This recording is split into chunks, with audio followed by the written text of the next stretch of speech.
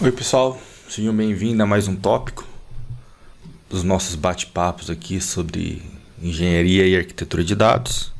E agora a gente vai falar um pouquinho da camada de processamento, mas antes, dicas de livros. Dessa vez eu trago dois livros aqui. Esse aqui da Kate Tanimura, SQL para análise de dados. Então, é um livro muito bom que trata da questão de como que a gente pode transformar aí dados em insights valiosos aí utilizando a linguagem SQL. E esse aqui do Joe Gruss e do Matthew Housley, Fundamentos da Engenharia de Dados. Esse livro aqui é muito bom, cara. Ele traz bastante conceitos teóricos, fala de orquestração, fala de ingestão. Esse daqui é das bases aí que eu usei como referência para montar esses tópicos que a gente conversa aqui.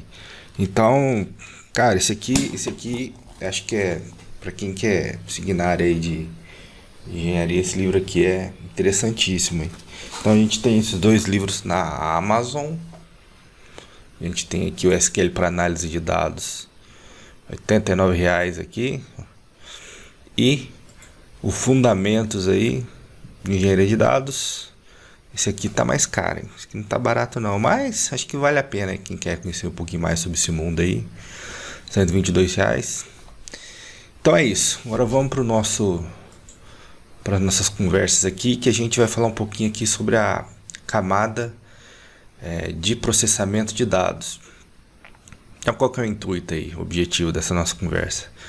A gente vai tentar apresentar aí e explicar a camada de processamento, a sua importância, a evolução das tecnologias, assim, de forma clara, assim, e no final a gente vai montar um laboratório ali, utilizando o Synapse Spark, aí, que é uma implementação da linguagem Spark para o Azure Synapse.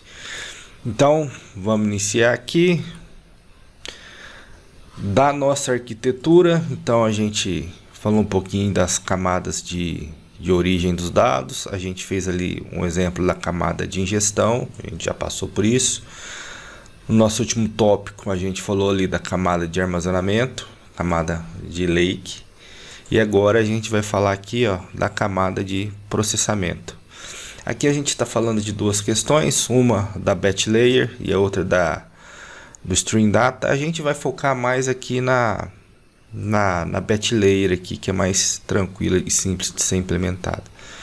O próximo passo da gente é falar da camada de servir dados aqui, disponibilização de dados, para a gente finalizar aí os nossos tópicos. Então vamos lá.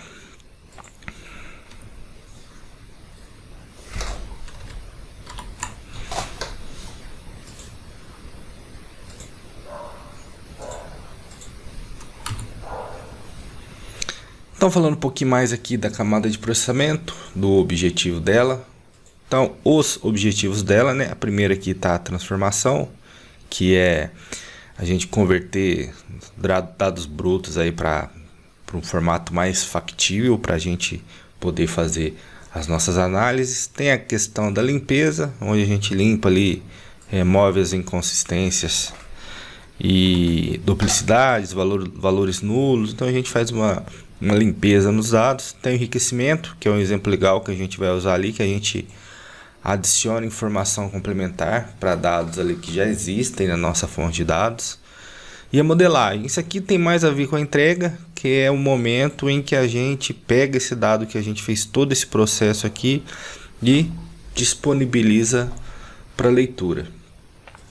A gente vai falar bastante dessa questão de enriquecimento aqui, inclusive com exemplos. Então vamos lá, qual que é a importância da camada de processamento aqui quando a gente está falando da arquitetura aqui de processamento de dados aqui? Então ela visa garantir aí a qualidade dos dados, ou seja, quando ela faz todo aquele processo de limpeza, quando necessário de agregação, então ela, com aquilo, ela tira os outliers, os valores que são discrepantes assim, então ele deixa o dado uma qualidade mais precisa. A gente unifica informações de diversas fontes variadas, então baseado naquilo que a gente tem, que tem relação de uma coisa com a outra, a gente consegue unir isso na camada aí de processamento. A gente otimiza as consultas com estruturas eficientes para os modelos dimensionais. Então é nessa camada que a gente prepara o dado e já deixa ele formatado de uma forma que ele facilite a análise de dados ali por parte dos analistas.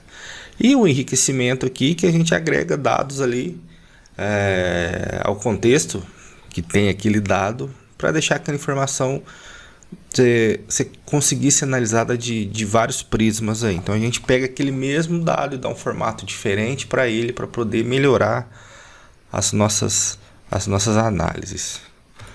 Então vamos lá.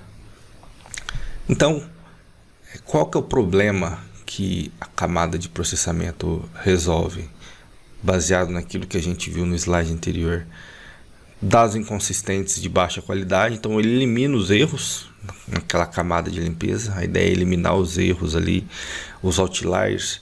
Outliers, pessoal, na linguagem da análise de dados, são dados que ficam muito fora do padrão que a gente tem. Então, esses dados para análises, quando a gente vai fazer análise de dados mais aprofundadas, eles podem atrapalhar. Vou dar um exemplo. Vamos supor que a média de altura de uma cidade, por exemplo, seja 1,70 m. Evidentemente que a gente tem pessoas ali que são bem mais altas e pessoas que são bem mais baixas.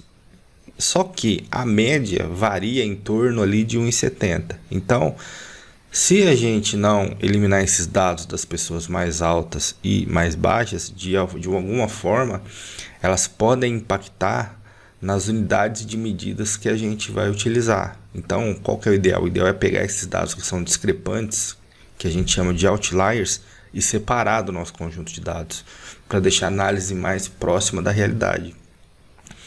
Unifica formatos distintos para integração eficiente. Então a gente tem ali diversos formatos. Por exemplo, a gente pode ter arquivos do tipo Parquet, arquivos do tipo CSV, a gente pode ter arquivos do tipo Delta, todos com um formato e uma estrutura diferente.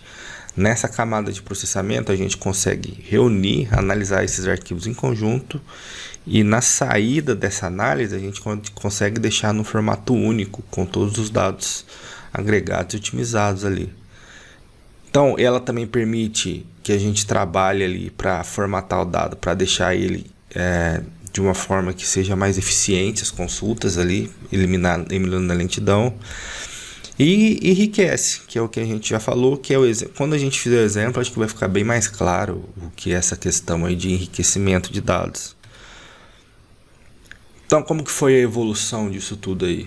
Quando a gente tinha ali o Dr. House clássico e o Dr. House tradicional, digamos assim, o foco da transformação era aqui na camada de ETL, ou seja, extraía, transformava e carregava os dados. A centralização dessa transformação, ela ficava na ferramenta. Então a gente tinha ferramentas ali, que essa ferramenta fazia toda a questão do processamento de dados. Então a mesma ferramenta, ela extraía, processava e disponibilizava o dado para acesso. Qual que era o problema disso? Como um cara só fazia tudo isso, a gente tinha desafios de rigidez de esquema, ou seja, naquele momento, quando a gente até já mencionou algumas questões aí relacionadas a schema on read e schema on write. Então, nessa modalidade a gente trabalhava com schema on read, ou seja, a gente ficava muito preso nas estruturas que a gente tinha de analisar. A gente não tinha uma liberdade grande para fazer as nossas tarefas ali de processamento. Isso engessava um pouco o modelo. Quando a gente vai para o Dr. House moderno, a ênfase no TL, aliás, no ELT, mudou aqui, ó, a ênfase é no ELT. Então, a gente carrega essa informação primeiro e depois que a gente transforma ela. Aqui no ETL, no momento que a gente pega a informação, a gente transforma ela, entre aspas, pessoal, entre bastante aspas, a gente transforma ela no caminho. Aqui não, aqui a gente pega a informação, joga para algum lugar e depois que a gente faz a transformação. Qual que é a ideia?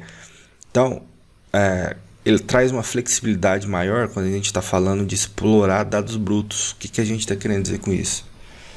Quando a gente tinha esse formato aqui do ETL clássico, quando a gente transformava o dado no meio do caminho, no final do processo a gente já tinha um dado limpo aqui. Então isso não permitia que a gente conseguisse fazer análises mais aprimoradas nos dados brutos. Por quê? O formato bruto ele só vai estar aqui na fonte. A partir do momento que eu peguei ele e comecei a transformar, ele deixa de existir. Então a gente perde uma camada de riqueza e análise ali muito grande. Então a gente tem dificuldade de minerar, a gente não pega pedra bruta para minerar. E isso pode ser um problema dependendo do que a gente for fazer. E as tecnologias modernas que a gente vai tratar, elas permitem aí escalabilidade e esse processamento distribuído. Ou seja, a gente consegue dividir o processamento de dados muito grandes em etapas menores para facilitar o nosso trabalho. Então a gente divide para conquistar. Então vamos lá. Então, quais as tecnologias que a gente pode utilizar quando a gente estiver falando aí de processamento de dados aí na arquitetura moderna? Então eu acho que a principal ferramenta que a gente tem hoje para fazer esse tipo de trabalho aqui é o Apache Spark, que pode trabalhar com streaming também, mas o foco dele de trabalhar são processamentos em batch. Qual que é a ideia dele aqui que é interessante? Ele é um cluster, ou seja, um agrupamento de máquinas, só que ele faz um agrupamento da memória dessas máquinas. E como a gente já sabe, o processamento de memória é bem mais rápido quando a gente está processando em disco. Então, quando ele junta essas máquinas e processa todas em memória, então leva o dado para a memória, processa tudo ali em memória e consegue entregar um resultado no final, a gente já subentende que ele é capaz de trabalhar com grandes massas de dados aí com bastante agilidade. Então isso faz dele a ferramenta mais utilizada quando a gente está falando aqui de processamento de dados distribuído. E acho que é a ferramenta mais utilizada quando a gente está falando de grandes massas de dados. Tem o DBT aqui, o Data Build Tools, que na verdade ele é uma camada que permite que a gente consiga fazer o tratamento de dados utilizando a linguagem SQL aqui direto no Data Warehouse. Também é uma ferramenta interessante, mas o Spark ele é mais flexível quando a gente está falando isso. E o Spark também permite a gente trabalhar com SQL, a gente vai ver no exemplo mais à frente. A gente tem aqui o Apache Flink, que é uma ferramenta para tratar especificamente de streaming de dados e baixa latência. Latência, quando eu falo, é a demora. Então a gente consegue trabalhar com dados ali quase que em tempo real ali para os requisitos de negócio que exigem aí uma análise de dados em tempo real. E a gente tem o Airflow aqui. O Airflow, se a gente fosse poder comparar, a gente poderia dizer que ele assemelha-se só no objetivo do trabalho com o nosso Synapse Pipelines, que é uma ferramenta de orquestração aí, interessante, bem interessante. A gente usa mais códigos para trabalhar com ela, por enquanto, né? E é uma ferramenta muito legal aí quando a gente está falando de orquestração de dados. Orquestração, assim como o maestro de uma orquestra, significa definir passos ali e a sequência que esses passos são realizados, né? Então vamos seguir aqui. Então a gente já falou aqui, ó, que a gente tem aí o Spark, processamento de log, análise de sensores, transformações em data lakes, que é o que a gente vai fazer. Acredito que isso aqui seja a questão que seja mais usada. Tá falando um pouquinho mais do DBT aqui, modelagem dimensional, que a gente mencionou das tabelas do Data Warehouse mais clássico ali. Então ele apoia bastante essa questão aí de modelagem dimensional. Tem o Flink também, que ele pode ser usado aqui como caso de uso aqui, detecção de fraudes, monitoramento das redes sociais, que é coisas que são mais realizadas em tempo real, né? E o Airflow, que a gente falou, que é a orquestração de pipelines, ou seja, a gente tem os passos ali, ela orquestra, gerencia a sequência que esses passos serão realizados aí, né? Então vamos lá. Então, falando um pouquinho da limpeza de dados aqui, que é feita na camada de processamento, qual que é a ideia dela aqui? Preencher ou remover registro com dados faltantes. Então, a gente tem algumas técnicas quando a gente está fazendo a limpeza dos dados, que é quando a gente tem dados ausentes, a gente pode usar determinadas estratégias. Por exemplo, onde a gente tem dado ausente, a gente pode preencher esses dados com a média. Ou, se aquilo não for um requisito de negócio, a gente pode excluir no nosso conjunto de dados essas características aí, esses registros que tenham dados ausentes aí.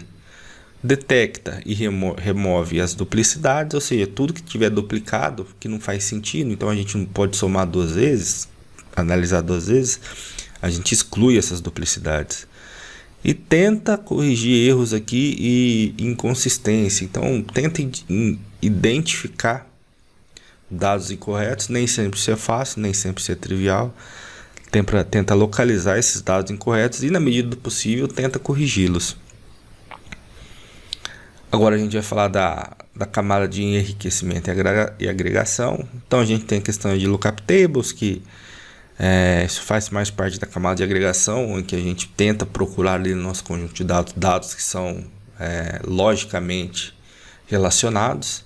Integração com as fontes internas, então a gente tem as fontes internas ali, a gente consegue, desde que as informações tenham algum tipo de relação lógica, né, não física, então a gente recupera essas informações, integra elas na medida do possível para atender algum requisito de negócio. Tem a questão aí da sumarização, ou seja, sumarização é resumir, pessoal. Então a gente pega aqueles dados que a gente tem, que são um montante muito grande, e tenta resumir eles sem perder a qualidade, para facilitar aí para as ferramentas de análise, né? E vamos lá. Quais são os desafios aí que a gente tem quando a gente está falando de análise de dados? Bom, os desafios são muitos. Então, a qualidade, né, de dados. Então, como que a gente lida isso de maneira simples com dados impuros, inconsistentes e por aí? Isso é um desafio grande que a gente tem. A escala no processamento, né? Então, como que a gente faz quando a gente tiver que processar grandes volumes de dados? Quais as ferramentas que a gente utiliza? Hoje a gente tem o Spark, mas será que ele resolve todos os nossos problemas? A complexidade nas transformações. Essa parte é difícil mesmo, que é implementar lógicas complexas ali. A camada de transformação de dados, ela tem que ser feita com muito critério, porque um erro nela pode atrapalhar todo o processo. Então, por exemplo, vou dar um exemplo de transformação aqui de dados. A gente tem dois sistemas diferentes. Então, quais são os desafios que a gente tem aqui? O primeiro desafio é na qualidade de dados, né? Porque a gente precisa lidar com dados brutos ali e não pode perder essa qualidade quando a gente está fazendo processamento. A escala, então, dependendo da massa de dados que a gente tem, qual é a melhor forma que a gente tem para processar aqueles dados? Isso também é um ponto importante que a gente precisa pensar. Tem a complexidade nas transformações, que esse talvez seja o desafio maior, que é conseguir integrar e transformar fontes de dados diversas que estão registradas ali de forma muito diferente uma da outra. Orquestração, que são os passos que a gente utiliza para fazer toda a camada de transformação, e processamento e a sequência que esses passos são realizados. E outro tema importante também é a governança, ou seja, como é que a gente organiza isso tudo? Como é que a gente administra isso tudo? Como é que a gente sabe as questões de linhagem dos dados? Ou seja, a linhagem significa entender de onde aquele dado veio, a origem daquele dado e para onde esse dado vai, as etapas que foram realizadas no meio para a transformação desse dado e para onde ele vai. Então, esses são desafios grandes aí que a gente tem quando a gente está falando da camada de transformação de dados.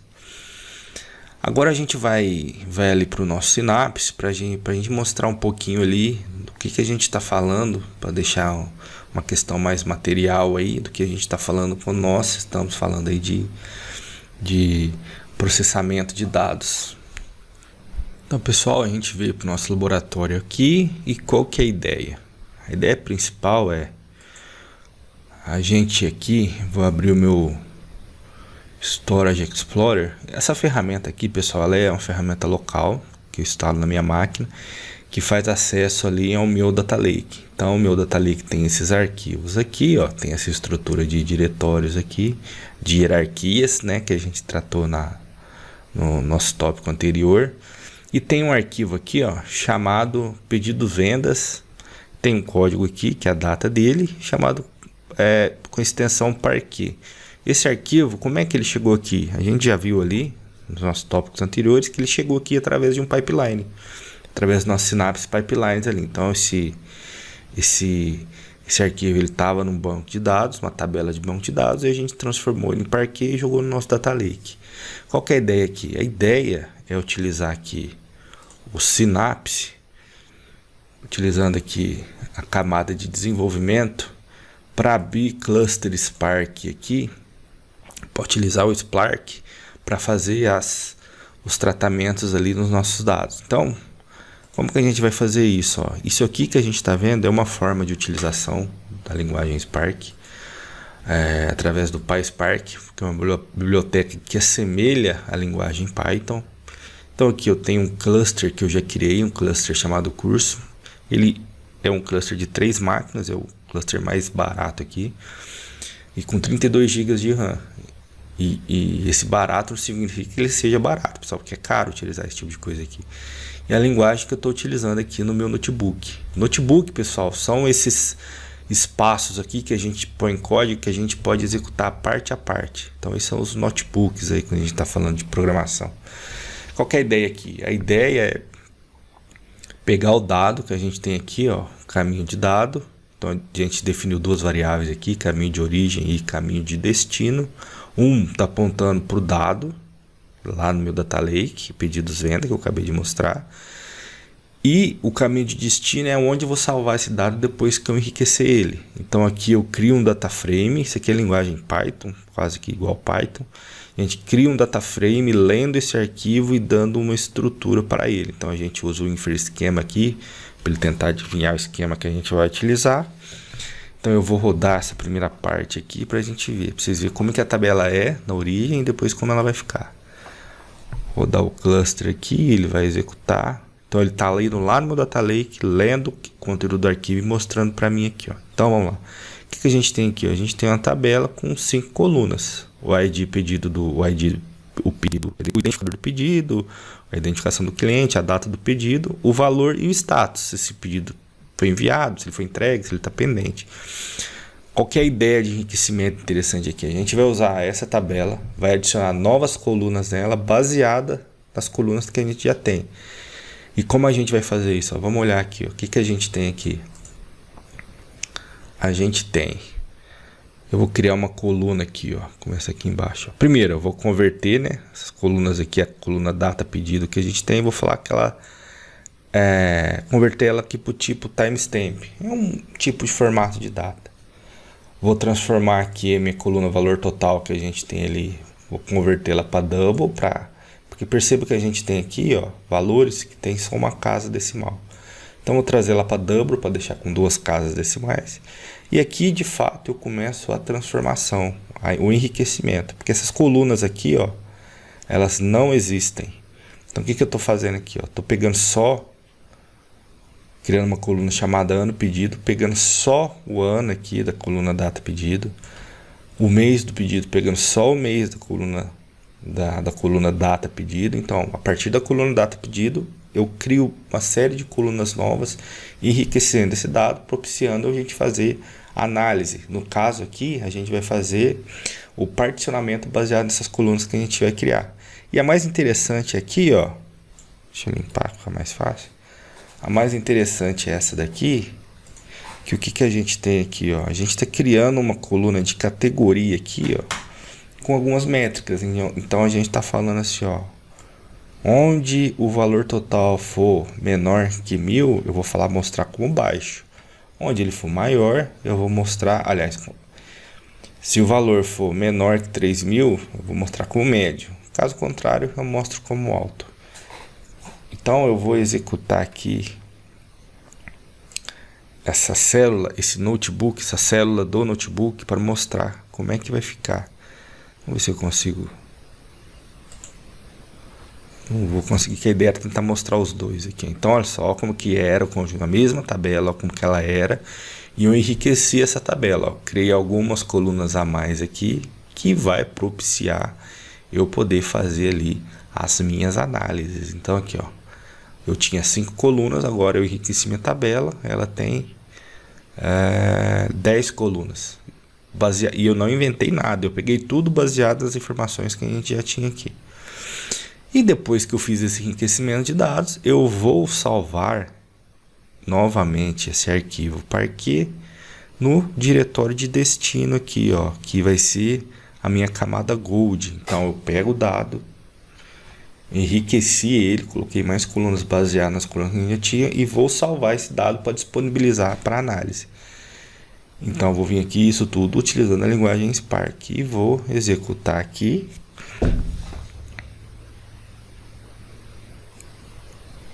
Executando e vai salvar o arquivo.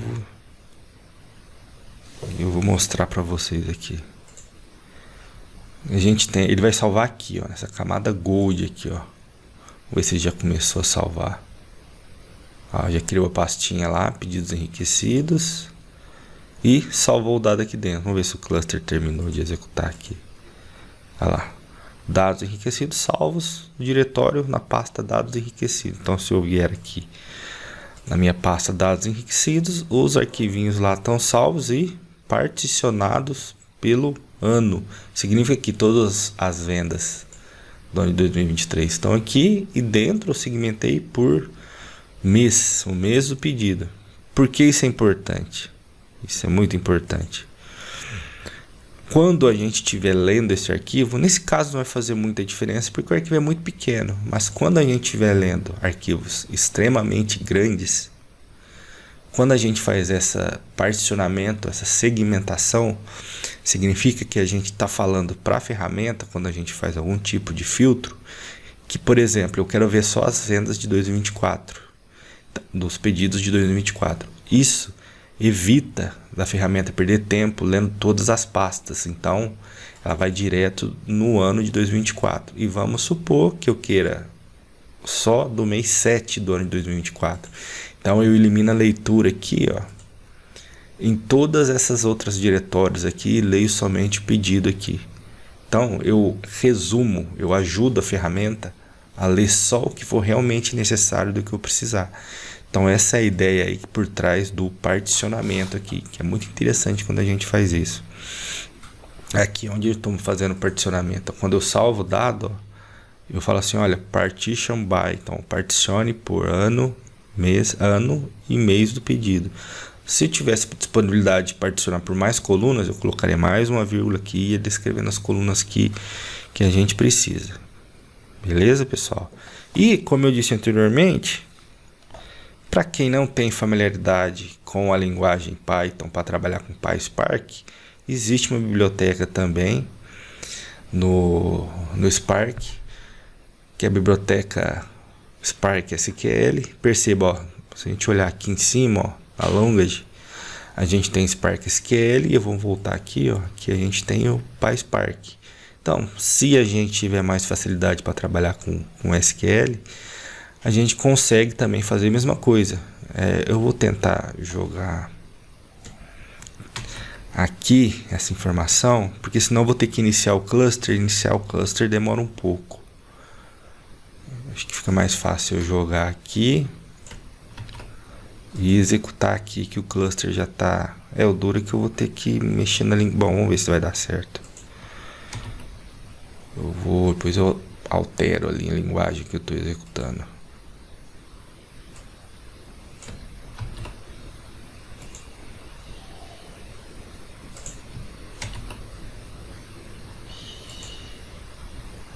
Aqui, vou mostrar os dados enriquecidos ao vivo aqui, pessoal. Criar uma nova célula aqui para salvar aqui. E aqui no final eu vou pegar só esse aqui para salvar a tabela.